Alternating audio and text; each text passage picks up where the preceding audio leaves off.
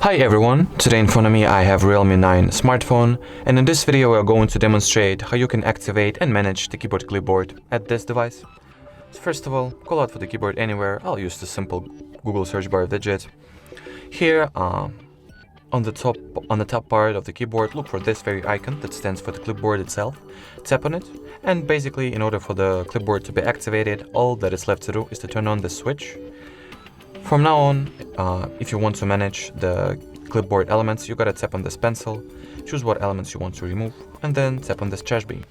In order to add the elements to the clipboard, all you gotta do is copy something. In my case, I'll just type in the word car, select it, tap on copy, and if I'll get back to the clipboard, I'll see that the element car has been successfully added to it.